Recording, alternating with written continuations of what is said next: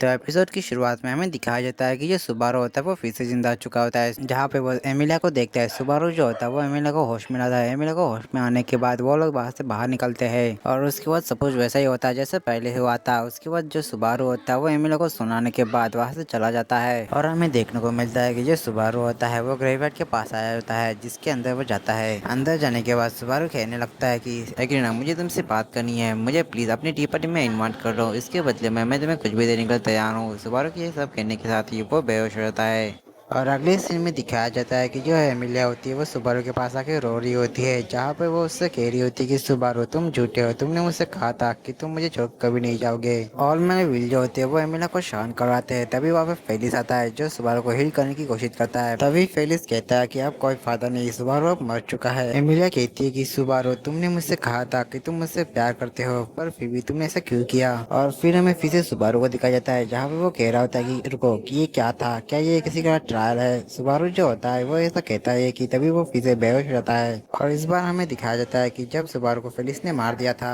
तब वहाँ पे एमिलिया आती है जो विश्वास नहीं कर पा रही होती कि सुबारू अब मर चुका है। वहीं पर जो जूलियस होता है उसे भी इस चीज का अफसोस होता है। और फिर हमारा फिर से सीन सुबारू पे आता है जहाँ पे वो कह रहा होता है कि रोको इसे, कोई तो रोको। पर तभी सुबारू फिर से बेहोश हो जाता है और इस बार हमें वो वाला सीन दिखाया जाता है जहाँ पर पहाड़ी से कूद के अपनी जान देती थी। बैटरी जो होती है वो सुबारू की मौत पे काफी ज्यादा रोती है, पर जो रैम होती है उसे इस चीज से कुछ भी फर्क नहीं पड़ रहा होता है। और अगले सीन में हमें एक बर्फीली जगह को दिखाया जाता है जहाँ पे जो पग होता है वो अपने बीच फॉर्म में होता है और उसके सामने राइना हट होता है। राइना हट जो होता है काफी ज्यादा पावरफुल अटैक करके पग को मार देता है। फिर हमें उस वाले सीन को दिखाया जाता है जहाँ पर एमिलिया और सुबारू को ऐसा ही मार दिया था। फिर हमें वो वाला सीन दिखाया जाता है जहाँ पे रैम ने सुबारू को एक खतरा समझ के मार दिया था। उसके बाद हमें एक एक करके उन सारे सीन को दिखाया जाता है जहाँ पे सुबारू की मौत हुई थी। और फिर हमें सुबारू को दिखाया जाता है जो पूरी तरह से हार मान चुका होता है। तभी उससे कोई कहता है कि क्या तुम ऐसे ही लेटे रहोगे। और जब सुबारू उसे देखता है तो पूरी तरह से हैरान हो जाता है। और वो पर्सन असल में रैम होती है। रैम जो होती है वो सुबारू के पास आती है और उससे कहती है कि सुबारू क्या हुआ, तुम आप इधर परेशान लग रहे हो। सुबारू जो होता है उसके मन में जो भी था वो सब कुछ बताने लगता है कि उसने कितना कुछ सहा है। रैम जो होती है वो सुबारू को शांत करवाती है और उसे गले से लगाती है और उससे कहती है कि सुबारू तुम काफी ज्यादा थक चुके हो, अब तुम्हें आराम करने की जरूरत है। इन सब के बारे में तुम सोचना बंद कर दो, तुम बस अब आराम करो। ऐसा कह के रैम जो होती है वो सुबारू को किस करने वाली होती है। पर तभी जो सुबारू होता है उसे रैम की वो वाली बात आती है जिसमें रैम ने उससे कहा था कि सुबारू तुम मेरे हीरो हो और मुझे तुम में जो चीज सबसे ज्यादा पसंद आती है वो चीज है कभी हार न मानना, इसलिए लड़ो। सुबारू जो होता है ये चीज याद करने के बाद वो रैम से कहता है कि तुम कौन हो। जो बात सुन के रैम कहती है कि सुबारू तुम क्या कह रहे हो। तभी सुबारू फिर से कहता है कि मैंने कहा क्या कि तुम कौन हो, तुम रैम नहीं हो सकती। रैम कहती है कि नहीं, मैं तुम्हारी रैम हूँ। सुबारू कहता है कि ऐसा हो ही नहीं सकता, मेरी रैम कभी भी मुझे गिव अप करने के लिए नहीं कह सकती। और तुम जो भी हो, तुम्हारी हिम्मत कैसी हुई रैम के चेहरे की और उसकी आवाज की इस्तेमाल करने की। अभी के अभी अपने असली रूप में आ जाओ, नहीं तो तुम्हारे लिए अच्छा नहीं होगा। सुबारू की बात सुनने के बाद जो रैम होती है वो अपने असली रूप में आ जाती है। सुबारू उससे कहता है कि आखिर तुम हो कौन, जिसपे वो बताती है कि उसका नाम असल में कैमिला है, विच ऑफ लस्ट, और अगर मैं इसे हिंदी में बताऊँ तो हवस की चुड़ैल। सुबारू उससे कहता है कि आखिर तुम करना क्या चाहती थी। कैमिला कहती है कि आखिर तुम क्या कह रहे हो, जिसपे सुबारू कहता है कि मैं उस चीज के बारे में बात कर रहा हूँ जो अभी तुमने किया था। तुम मेरे सामने रैम बन के क्यों आई। कैमिला कहती है कि नहीं, ऐसा नहीं है, मैं तुम्हें रैम जैसी इसलिए दिखी क्योंकि तुम मुझे देखना चाहते थे। तभी सुबारू उससे पूछता है कि ये जगह असल में एकिडाना की है, तो तुम यहाँ पे क्या कर रही हो। कैमिला बताती कि असल में एकिडाना ने मुझे यहाँ पे भेजा है तुम्हारे पास। जो बस सुनने के बाद जो सुबारू होता है वो गुस्से से कैमिला की तरह बनने लगता है और वो कहता है कि अच्छा तो ये सब एकिडाना ने किया है। पर तभी सुबारू से कोई कहता है कि आगे बढ़ना तुम्हारी जान के लिए अच्छा नहीं है। जो बात सुनते ही सुबारू के सीने में दर्द होने लगता है और वो नीचे बैठ जाता है। और तभी जो सुबारू होता है वो एकिडाना की टी पार्टी में आ जाता है। एकिडाना को देख के सुबारू उससे कहता है कि आखिर उसने ऐसा क्यों किया, जिस पे एकिडाना कहती है कि क्योंकि ये सबसे आसान तरीका था और अगर मैं सब कुछ ऐसा ही छोड़ देती तो ट्रायल देते वक्त तुम्हारा सिर जो था वो फट जाता।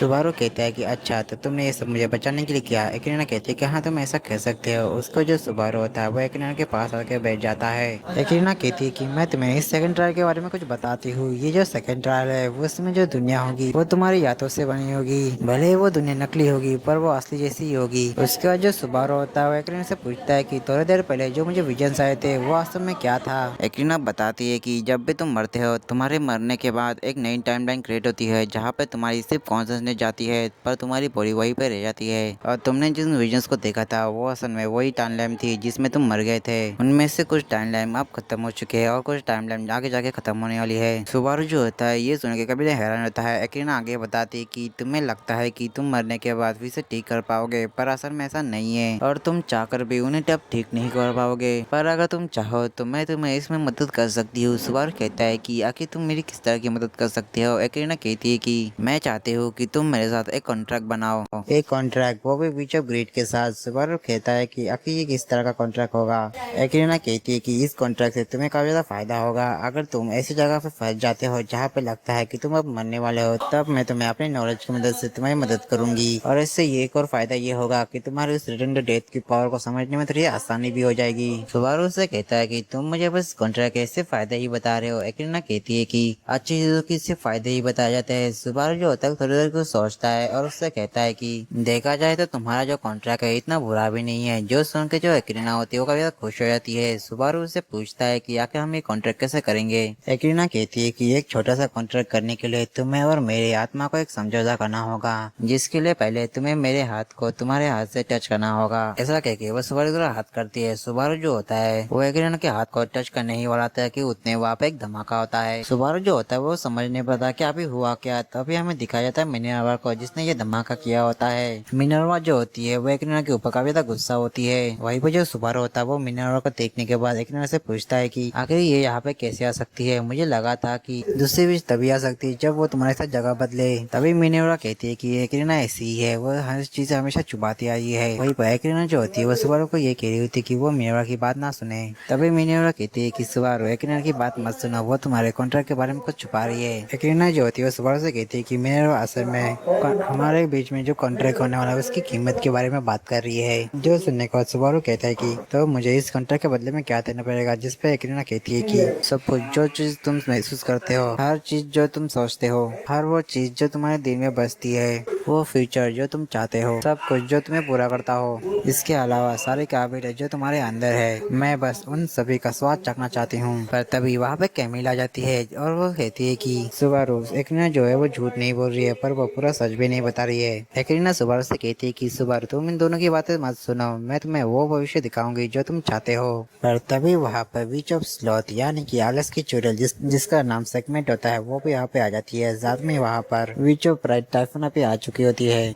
और फिर अगले पल हमें दिखाया जाता है कि वहाँ पे बीच ऑफ ग्लूटोनी पे आ चुकी होती है। सुबारू जो होता है ये सब देखने के बाद वो कहता है क्या कि यहाँ पे चल क्या रहा है। सेगमेंट कहती है कि क्या तुम अभी भी नहीं समझे, ये सारे विचेस जो है वो तुम्हें रोकने हैं ताकि तुम कॉन्ट्रैक्ट ना कर सको। ये सुनने के बाद जो सुबारू होता है वो एक्रीना से कहता है कि एक्रीना तुमने कहा था कि तुम मुझे सबसे अच्छा फ्यूचर दोगी, वो भी आसान रास्ते से। एक्रीना जो होती है इसका कोई जवाब नहीं देती। सुबारू से कहता है कि मेरा सवाल का जवाब दो, विच ऑफ ग्रीड। एक्रीना कहती है कि एक अच्छे फ्यूचर के लिए तुम्हारे रास्ते में जो भी सेक्रीफाइस होंगे वो उनको तुम स्वीकार करके आगे बढ़ोगे, यही तुम्हारा वादा था। नाश्ते की सुबारू कहता है कि नहीं नहीं, मेरा ये वो मतलब नहीं था। एक्रीना कहते कि नहीं, अब मैं नहीं रुकने वाली। जरा सोचो तुम्हारी जो पावर, रिटर्न टू डेथ की जो पावर है वो कितनी कमाल की है। तुम इस पावर की मदद से तुम वो फ्यूचर पा सकते हो जो तुम्हें चाहिए। मैं चाहती हूँ कि तुम मेरा इस्तेमाल करके उस फ्यूचर की तरफ पहुँचो जो तुम चाहते हो। इसके बदले में तुम जो मुझसे चाहो मैं वो दूंगी, प्यार या फिर कुछ और भी जो तुम चाहो, बस तुम मेरे बदले में मेरी इस बॉडी का इस्तेमाल करो। सुबारू कहता है कि एक्रीना तुम कभी समझी नहीं कि सामने वाला क्या चाहता है। एक्रीना कहती है कि तुमने मुझे बहुत कुछ सिखाया, पर अगली बार जब मुझे मौका मिलेगा तब मैं ये जरूर करूंगी। ऐसा कि नहीं को जो एक्रीना होती है वहाँ पे जो तबाही हो चुकी होती है उसे ठीक कर देती है और वो कहती है कि क्यों ना हम लोग बैठ के कॉन्ट्रैक्ट के बारे में बात करें। तभी सुबारू उससे कहता है कि एक्रीना मैं एक चीज के बारे में जानना चाहता हूँ और शायद से इस चीज के बारे में जानने के बाद मैं अपना फैसला बदल सकता हूँ। एक्रीना कहती है कि आखिर तुम क्या जानना चाहते हो। सुबारू कहता है कि मैं बैटरीज के बारे में जानना चाहता हूँ, वो आज भी तुम्हारी कॉन्ट्रैक्ट की वजह से बंधी हुई है ना, और वो उस फॉरबिडन लाइब्रेरी में उस इंसान का इंतजार कर रहे हैं ना। एक्रीना कहती है कि हाँ, मैंने ही उसे उस फॉरबिडन लाइब्रेरी में उस इंसान का इंतजार करने के लिए कहा था। सुबारू कहता है कि आखिर वो इंसान कौन है, जिसपे एक्रीना कहती है कि हाँ ये एक अच्छा सवाल है, आखिर वो इंसान कौन हो सकता है। जिसपे सुबारू गुस्से से कहता है कि रुको, तुम्हें भी नहीं पता कि आखिर वो इंसान कौन है। एक्रीना कहती है कि हाँ सच में मुझे नहीं पता। सुबारू कहता है कि अगर तुम्हें नहीं पता कि आखिर वो इंसान कौन है तो तुमने बैटरीज को रुकने के लिए क्यों कहा। एक्रीना कहती है कि रुको, तुम चीजें गलत समझ रही हो, मैंने उसे जबरदस्ती उस इंसान का इंतजार करने के लिए नहीं कहा था। उसे असल में वादा मनवा कर ये काम करने के लिए कहा गया था। और आप बात कीजिए उस इंसान की, तो ये पूरी तरह से डिपेंड करता है बैटिस के ऊपर, आखिर वो इस इंसान को किस रूप में देखना चाहती है। इसके अलावा 400 सालों तक किसी को भी ना चुनते हुए मौत का इंतजार करना, ये भी सवाल का जवाब है। सुबारू कहता है कि एकरीना, मुझे एक बात बताओ, तुम्हें इस चीज के बारे में कैसा लगता है? जिस पे एकरीना कहती है कि मुझे ये मजेदार लगता है। जिस पे सुबारू कहते हैं कि एकरीना, तुम सच में एक विची हो